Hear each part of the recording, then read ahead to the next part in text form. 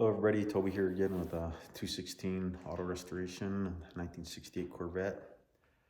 Got the bondo placed along the whole back of this vehicle here. Let me show you this here. Along this quarter panel, of course, so along this deck here, all across here. It's been about 15 minutes, I think. Some of this is still a little bit soft. I just put this on here, but this stuff that I put on about a half hour ago, it's pretty good. So still can put a fingerprint in it, but I just wanted to show you a little bit about what I'll do next. Here is I have these sanding blocks here. And of course I have Dura blocks. This is a 16-inch Dura block. Same with this. This is a nice, good wood block. This gets a super flat.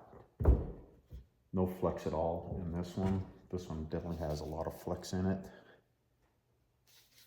This is very nice. And then I also have a round one right here for basically like areas like this right here. And you get into these contours like this and sand that. And also have this small one here. This is a Dura block. And this is a really nice one too. You can control it very well. Put it on there, and it also is really flexible, so it will contour to the panel itself. You can basically lay sandpaper on there. Get this to flex, move it like that, and then you can sand in this way here. Of course, there's no sandpaper on this right now, but I was going to start with the 80 grit, but I think I'm going to just start with some 180, just to give you an idea of how I do this, and to show you what happens if you start too soon. I take this 180 grit. I just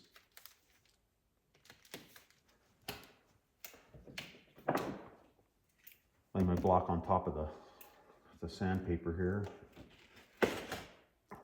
Oops. There we go. Let me block the shot for you so you can't see it. Just take and lay it right on there like this. And then what I'll do is I'll cut right down the side like that.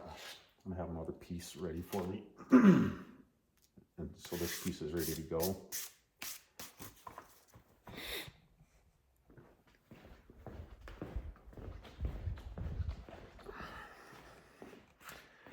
If you start sanding on this bondo too early, what'll happen is this sandpaper, you'll know, because it'll start balling up on you. You see right here, this is actually coming off pretty good.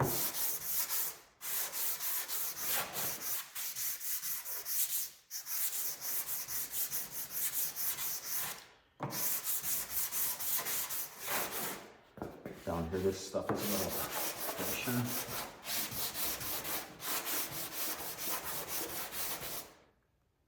So if you see this, it's adhering to the sandpaper, which is telling me that this is way too soon. Not way too soon, but too soon to start sanding this part. Not taking it off. But once you get that skin off, it starts to dry a lot faster. What I mean by skin is just that very initial layer of the bondo. Once you get that top layer off, seems to start drying faster. As you can see, this sandpaper is just not cutting at all. It's just adhering to it like this. So that means, okay, it's a little too soon. You better wait a little while. So what I'm going to do, I'm going to wait a few minutes, everybody, and probably probably about another 15 minutes, 10 or 15 minutes. I'll probably put some 80 grit on here and just work this. I'm gonna work this back and forth, and as you can see right here, even just with that little bit of what I did, you can see these dark spots right here, that dark spot, that dark spot. Them are actually like low spots right there. You can take your hand and you rub it across there, and you can actually almost feel that there's like a low spot right there. So you want to sand that down till all those low spots are gone, and you get it nice and smooth. You want to get this as close as you can to perfect before you put on your primer. And you put on the high build primer. Some people say to use epoxy primer on these vettes, but I've heard that that's not the thing you should use. You should use a polyester. It has the same components that the fiberglass has in it, so it works a lot better. And I like the polyesters. I use them quite a bit as a high build primer. And so once you get this as close to perfect as you can, then you can put your primer on. It's just going to save you some time and some effort. You won't have to come back and put primer on this and then add body filler, and then put primer and add body filler. So if you want to try to get all your body filler done that one sitting, I want to say, and then when you get it almost perfect, you can take and put your primer on it and block sand the primer, and then also use the guide coat. The guide coat is actually just going to do exactly what this does. It's going to show the low spots. The dark spots are going to be low, and you need to sand those out or fill them in, especially on a fiberglass. You don't want to sand out the fiberglass.